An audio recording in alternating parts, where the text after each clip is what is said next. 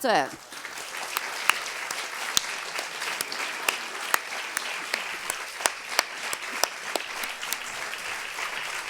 Yvan, mettez-vous là. Kristen, mettez-vous au bout. Kristen, have a seat here. Welcome to both of you. Thanks so much for being here. Kristen, congratulations on your award as well here in Deauville. Thank you. Qui voudrait commencer? Alors, juste là-bas. Bonjour, je voulais savoir si Kristen Stewart connaissait l'engagement de Gene Steinberg pour la cause des Black Panthers avant d'avoir fait le film. Et aujourd'hui, est-ce qu'elle, en tant qu'actrice, pour quelle cause elle s'engage? Est-ce qu'elle-même elle s'engage? Voilà, et pour quelle cause? Okay. He's wondering if you knew about Gene Steinberg's involvement with the Black Panthers before the movie was made, and what causes are important to you as a person today? No, initially, the extent of my knowledge of Gene Steinberg was through Breathless. I hadn't even seen any of her other films. I was really shocked to read the script. It only really covers like 3 years of her life, in which she was really politically active and really supportive of the Black nationalist movements, not limited to the Black Panthers, but I mean, she was donating to the NAACP at age 14. And she was from Marshalltown, Iowa. In the 50s, as a white girl, you couldn't even dance with a black man without like having him beat up. Like it was gnarly. Her sort of, like the immediacy of her presence that you feel in Breathless, like the way that her face just like juts out and you never really know what she's gonna do, is kind of how she lived her life. She was really impulsive. She was really idealistic, like naive at times, but always really well-intentioned.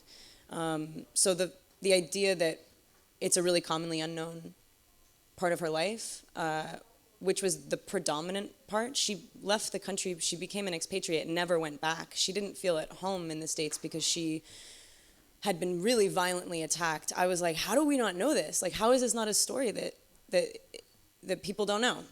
Because it was ironically and successfully submerged for years. So I think to feel sort of protective of a person because they feel so honest and present and sort of good is a great way to play a part. I felt like vindicating her and sort of validating her, even though she wasn't around to taste that vindication, was a really beautiful thing to be involved with. Voilà, donc Kristen nous dit en fait, non, tout ce qu'elle savait sur Gene Steinberg au début, c'était que le film À bout de souffle, en fait, elle connaissait que ça. Elle était vraiment choquée quand elle a lu le scénario pour voir un peu comment elle était tellement active d'un point de vue politique. Et bien sûr, ce film, il parle que de ces 3 ans de sa vie, mais il dit aussi que Gene Steinberg, elle était déjà, elle soutenait le NAACP, qui est l'association pour le droit des Afro-Américains aux États-Unis, dès l'âge de 13 ans. Et il faut ne pas oublier qu'elle est grandie dans le Iowa, et dans les années 50, une fille blanche ne pouvait même pas danser avec un jeune homme black, sinon ils allaient se faire tabasser. Donc pour moi, ça m'a vraiment touchée, et ce qu'on voit aussi dans À bout de souffle, comme elle est vraiment là dans l'image, en fait, sa présence est tellement là, on ne sait jamais trop où elle va aller. Elle était vraiment comme ça dans la vie. Et je trouve ça dingue qu'en fait, toute cette histoire, tout ce qu'on raconte dans notre film n'était pas connu, parce qu'elle est devenue expatriée. Elle n'est jamais rentrée chez elle aux États-Unis parce qu'elle était tellement attaquée par rapport à ce que vous avez vu dans le film. Et donc pour moi, c'était vraiment intéressant de jouer ça parce que c'est je me suis sentie vindiquée en fait pour elle en quelque sorte. C'est une validation pour elle, même si elle n'est plus là. And just off the back of that, the question about what's important to you, what causes are important to you? Well, I mean,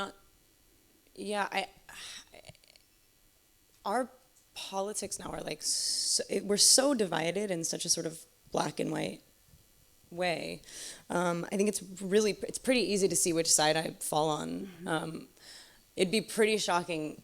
You know, I feel like I sort of wear my causes. It'd be like a huge shocker if I was like, well, I really support Trump. And I can't wait for him to be reelected. No, I support equality. I support open, honest conversations. You know, I think the people that you align yourself with in your work, the conversations that you have representing your work, all of that, the way you vote, that's how I sort of use my voice. I'm not necessarily standing on a soapbox screaming about it, which is actually another thing that I love about Gene, is in the least self-serving way, she cared, and it wasn't about being the face of anything.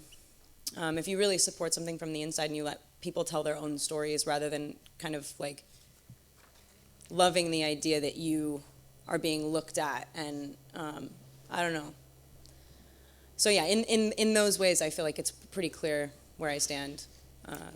Voilà, Kristen nous dit, je crois que c'est assez évident où je me positionne. C'est assez facile de voir en fait comment je suis parce que je suis assez ouverte comme ça. Je crois que vous n'allez jamais croire que je vais soutenir Trump, par exemple. Non, c'est pas de tout mon style.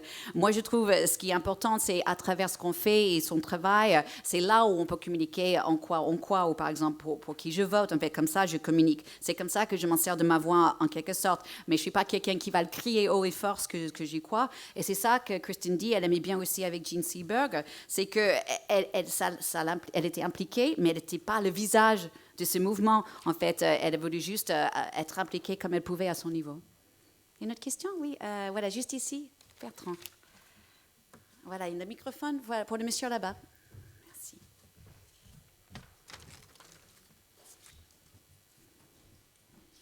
Merci, bonjour. We're going to see you in two different roles, Jean and Sabrina. Is it Sabrina with the Charlie's Angels? I mean, are they... Sabina, okay. Do they have anything in common? Do they? And what, if they do, what is it? And what do you think you wanted to explore with these roles? Voilà, donc est-ce qu'il y a un point commun entre Gene Seberg et Sabina qu'elle va jouer dans Drôle de Dame? Et qu'est-ce qu'elle voulait explorer avec ce rôle? Well, Elizabeth Banks wrote and directed Charlie's Angels. I grew up with the other movies, and I always felt like I wanted to be friends with those girls. Like I wanted to join that team, and it was kitschy and fun. And I think there's a supportive kind of like power in numbers thing that is really reassuring and warm, and it's just a really nice time to tell a story that feels like feminine and silly sometimes, but also really grounded in a way that feels united. You know, like I might not be able to beat you in an arm wrestle, but if I had 5 of my friends, you'd be like screwed. And like that's what the movie says, and it's a really I don't know, it's kind of a beautiful story. I don't know how they necessarily relate, the two parts, but they're different. Yeah, I mean, I could reach towards correlating those two movies, but they're different movies. Yeah. Okay. Donc, Kristen dit en fait, oui, je pourrais essayer de trouver un lien entre les deux films, mais vraiment, ils sont tellement différents que ça vaut pas la peine. Mais en parlant de films des Drôles de Dames, elle dit qu'elle adore Elizabeth Banks. Et en fait, elle a grandi avec les films de Drôles de Dames. Et en regardant ces films, elle disait « Ah, je vais être copine avec ces filles-là ». Et je trouve le film un peu kitsch, un peu fun. Mais aussi, il y a quand même la puissance en groupe, si vous voulez. Et il y a quelque chose d'assez rassurant pour moi. Et je trouve que c'est un bon moment de raconter une histoire comme ça, qui est un peu drôle et un peu bébête, mais aussi qui est très terre à terre. Et ce que le message du film veut être, c'est peut-être je ne peux pas vous battre si on fait, je ne sais pas comment dire arm wrestle quand on fait comme ça. Voilà, merci. Je ne peux pas vous battre comme ça, mais s'il y a 5 avec mes copines, nous, on va vraiment vous rentrer dedans, quoi. Une autre question, voilà, juste ici, devant. Hi, you've played Joan Jett and now Gene Seberg. Do you like playing actual people more than made-up characters, and do you prepare them any differently? Ok, la question c'est, elle avait déjà joué Joan Jett comme Gene Seberg. Est-ce qu'elle aime jouer des vraies personnes, en fait, et comment elle prépare? I don't prefer one to the other. I think when a character feels really whole, even if they're well written and conceived of in a way that is inspiring enough to play a part, I always need to feel really compelled, like I need to do a movie, rather than, it's never really like a choice. It's like a hunger, it's like a need. You read a thing, you're like, I've got to do this. I have to chew on the words, and I have to wear the shoes and like run around the block. And that sometimes happens with well-written characters and sometimes with real people. The difference, I guess, is that there is nothing. It's funny, like I didn't want to have to do like a perfect impression of Jean, There are a couple things in the movie that are like Googleable, so I really wanted to nail those things, just so people kind of felt like, okay, you substantiate it on a certain level, but then you kind of have to leave it in order to breathe as her, rather than feeling like you're drawing a picture of a person. So yeah, there's a huge responsibility to tell people's stories well. She's no longer with us, so I didn't have that added element of responsibility that would have felt really tangible. But at the same time, I felt like she sort of haunted our set. Like anytime a cat strolled through frame or something, it was like, oh man, we always just kind of felt her. And that in itself is almost a sort of like more daunting responsibility, because it's like, it's not particular, it's kind of spiritual and cool. But that's a huge motivation as well. I feel like the ways in which you feel like you, like basically all the things that scare you are what make you better. So. Voilà, Kristen nous dit, en fait, c'est toujours des choses qui vous font peur, en quelque sorte, qui vous rendent meilleure en tant qu'actrice. Elle dit qu'elle ne préfère pas jouer les vraies personnes par rapport aux personnages. En fait, si l'histoire est là, si c'est bien écrit, là, elle sent vraiment un besoin. C'est comme un fin, comme elle dit, pour faire un film, pour faire un rôle. Elle dit qu'elle a besoin de mâcher les mots, de carrément mettre des chaussures du scénario et courir. Et ça arrive avec des vraies personnes et des personnages qui sont écrits de fiction. Donc, elle ne voulait pas faire une impersonnation, en fait, une impression parfaite de Jean Seberg, parce qu'il y a certains trucs qu'on peut regarder sur Google et on peut voir carrément comme elle était dans la vie. Donc, elle ne voulait pas exactement la copier, il lui fallait un peu plus d'espace. Elle dit aussi qu'il y avait une vraie responsabilité, comme Jean Seberg n'est plus là. Donc ça, c'était un peu, ça l'a touché beaucoup, mais aussi qu'elle dit que Jean Seberg était un peu, elle hantait, entre guillemets, le tournage. Par exemple, elle parle d'un chat, parfois, qui est rentré dans un cadre, on pourrait sentir sa présence, et ça, pour elle, était assez impressionnant, et ça la motivait beaucoup. Juste peut-être une question pour Yvan, parce que vous êtes là ici avec nous. S'il vous plaît, Yvan. Just a question for you. C'était comment pour vous de travailler pour ce film américain et de travailler avec Kristen? What was it like working with Kristen and on this movie for you? I'm going to speak French. Okay. D'accord. C'était très frustrant de venir quand je dis si peu de choses, ça veut dire que moi j'avais un rôle quand même très secondaire comparé à ce que je peux faire en France, et que c'était très très très frustrant. J'avais envie de passer plus de temps sur le plateau, de travailler avec elle. Elle est la raison pour laquelle, a priori, j'ai eu envie de faire ce film. Et même si je suis fasciné par Romain Gary, Jean Seberg, je la connaissais moins, j'ai découvert avec ce film. Mais pour moi, c'était une expérience toujours intéressante d'aller travailler à l'étranger, dans une langue étrangère. Même si c'est très compliqué, vous voyez, je préfère me parler dans ma langue maternelle. C'est toujours difficile, mais c'est toujours une expérience super d'aller dans un monde qu'on ne connaît pas, avec des gens qu'on ne connaît pas. Surtout quand on travaille en France et qu'on a, entre guillemets, une position, et que tout d'un coup on se retrouve comme un jeune acteur. Et je trouve que toujours cette fragilité est toujours intéressante à retrouver. Is that, Kristen, c'est quelque chose que vous avez ressenti peut-être quand vous avez tourné en français? Did you feel that as well when you shot in France? That sort of fragility of not being like the big star or the big... I mean, Olivier creates such sort of encompassing, kind of blanketed atmospheres when he makes movies that I didn't feel like that. I guess maybe like after the fact, doing press, talking about it. Because there's such a sort of steeped honor to the culture of cinema here that we don't have as much of in the States. It's commodified, it's more of an industry, whereas here it's truly cultural. And but at the same time, I'm so happy swimming in that pool. Like it's, I mean, like no matter how many movies you watch or how many experiences you have, there's always so much to learn, and that's what I feel. I've never felt like intimidated by not knowing or feeling small, because you'll never know. Like you'll never. I mean, like I will never be like that sort of like expansively knowledgeable cinephile that I'd like to be in order to like speak well at press conferences in France. Like that will never really happen. So it's okay. I kind of just sort of forego the control. Okay. Yeah, and seep up as much as you can. Uh-huh. Donc, par rapport à ce que Yvan disait, Kristen disait, elle n'avait pas trop ces sentiments quand elle faisait des films avec Olivier Assayas, parce que déjà, il créait une ambiance qui est tellement un peu enfermée et tout, qu'elle se sentait un peu protégée. Un peu après, quand elle parlait avec des médias, elle sentait peut-être un peu cette différence de la star américaine qui venait en France. Mais elle dit, en fait, elle aime tellement la France et elle trouve que c'est tellement chouette comment on voit les films ici en France. C'est vraiment une partie du culture, c'est pas juste une industrie comme c'est aux États-Unis. Donc, elle était tellement ravie de pouvoir travailler en France un petit peu. Elle estime aussi qu'elle a tellement de choses à apprendre. Elle va jamais dire « Ah non, moi je connais plus que les gens peuvent en France » parce que c'est un pays tellement cinéphile, elle apprécie vachement. Oui, voilà, juste ici devant. Hi, this is a question for both of you. About Me Too movement, what do you think it has changed?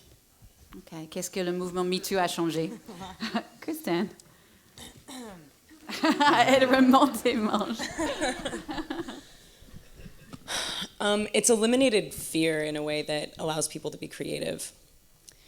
Not completely, but it's... I mean, look, there's no way to do your job. There's like no way to go to work feeling subject to something that you've been muzzled in regards to your whole life. Like, it's literally like, this is such, it's like such an accelerated little period of time to be living in. It really felt like this overnight thing where it was like all of a sudden the fear has been transferred over to only people that have something to hide. And yeah, this whole thing of like, okay, well, if we're all equal, then why, I don't know, then why can't we just be open about everything? Like, why, like, you know, because we're not the same. And I think to not acknowledge men and women aren't the same. Like, the way we communicate, our strengths are different, all of them. So like, to not acknowledge that distinction and act respectfully and accordingly, mutually to each other, it just makes for bad work. It just makes for scared, bad work, unhonest work. And so I think it's really exciting to sort of liberate ourselves and not function from a place of fear, and to think like what stories we haven't told that are about to be you know, brought to light is just exciting and cool. And yeah, anyone that has like a sort of bad taste in their mouth for it, it's like, what's wrong, dude? Why? Like, what are you afraid of? Like, I think it's really clear when people kind of balk at the Me Too movement that they probably have done something that they're probably feeling a little guilty, you know. Ouais. Donc Christine nous dit qu'en fait s'il y a des gens qui sont un peu qui polémiquent un peu autour du mouvement de MeToo, c'est peut-être qu'ils ont quelque chose à cacher en quelque sorte. Elle dit que pour elle, ce qui est génial, c'est que le mouvement a éliminé la peur d'une manière qui maintenant laisse vraiment les actrices surtout devient très très créatif. Aujourd'hui, on peut aller travailler sans sentir, en fait, dans le meilleur des cas, sans sentir qu'on est vraiment un sujet, en fait, qu'on est un peu objectifié en quelque sorte. Et je trouve que ça a changé tellement vite du jour au lendemain, et que maintenant, quand il y a du peur, le peur est plutôt aux gens qui ont quelque chose à se cacher. Et il dit, moi je trouve, il faut aussi dire que les hommes et les femmes, on n'est pas pareils, et il faut quand même qu'on reconnaisse qu'on n'est pas pareils, mais si on ne reconnaît pas ça, ça veut dire que c'est pas honnête ce qu'on fait. Donc il dit, c'est important de souligner les différences tout en pouvant travailler d'une façon où on n'a pas peur. Yvan, vous voulez ajouter quelque chose sur la situation en France ? Sur la situation en France, la situation est complètement différente. Ça veut dire, en tant que Français, quand je regarde ce mouvement d'ici, là-bas, je peux être parfois halluciné par ce que je vois, par ce que j'entends. À la fois, il y a un mouvement de l'Amérique vers le politiquement correct qui devient insupportable pour moi, mais à la fois, ce mouvement fait tomber des choses avec violence.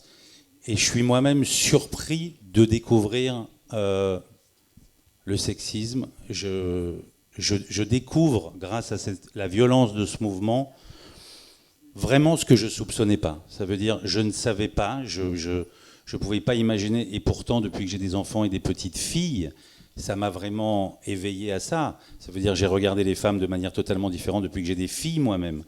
Mais vraiment, j'ai été abasourdi parfois de voir Voilà, le sexisme. Mais quand même, d'un point de vue français, je trouve que tous ces mouvements ont des contreparties très très dangereuses, et j'ai l'impression que l'Amérique y va tête baissée, quoi.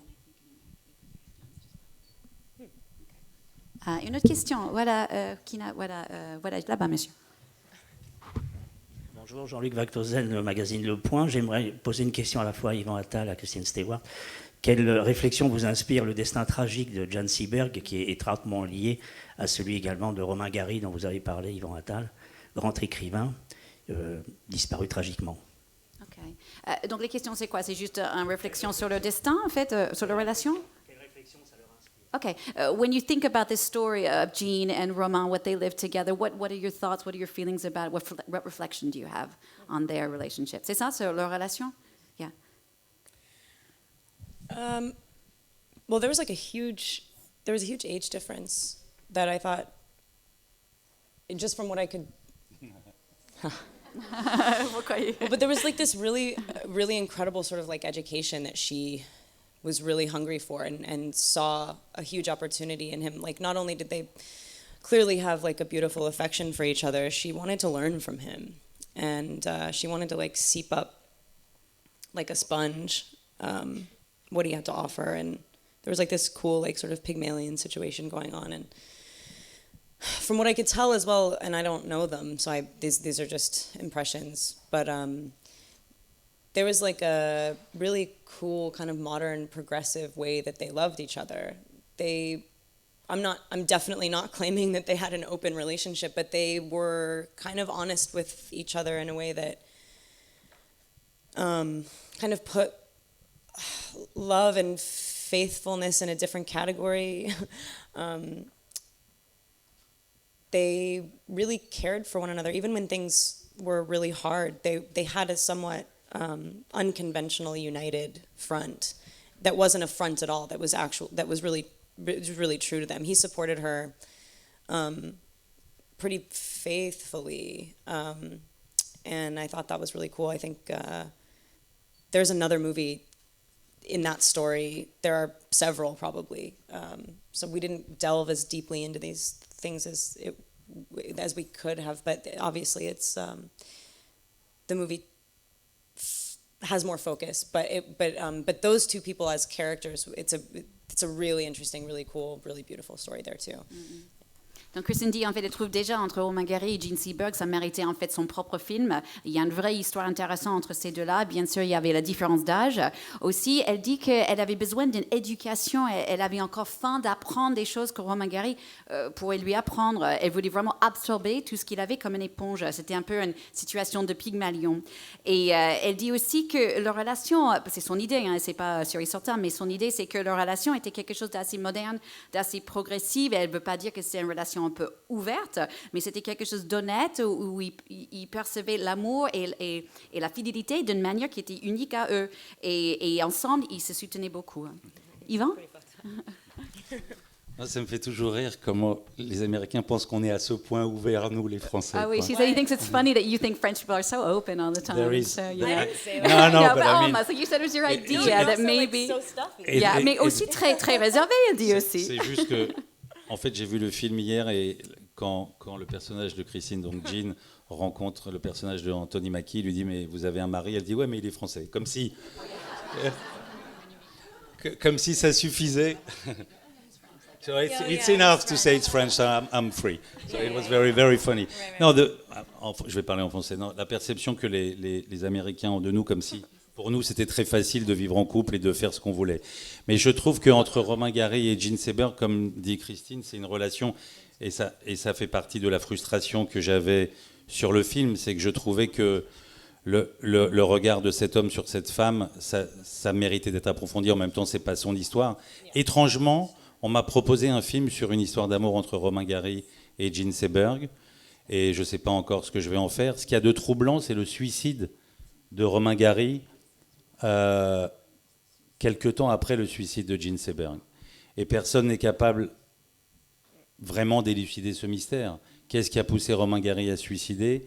Est-ce que c'est parce qu'il avait perdu cette femme qu'il a aimée comme un fou, ou aussi parce que c'était un homme quand même aussi assez enfin pas tranquille. Donc personne n'a jamais réussi à élucider le mystère de ces 2 suicides consécutifs, mais en tout cas, ils sont liés jusque dans leur mort, quoi.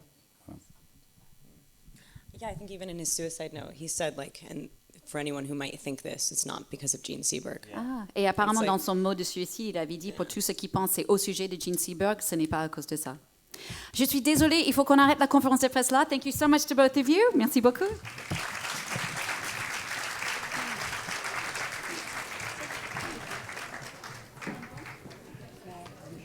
Michelle?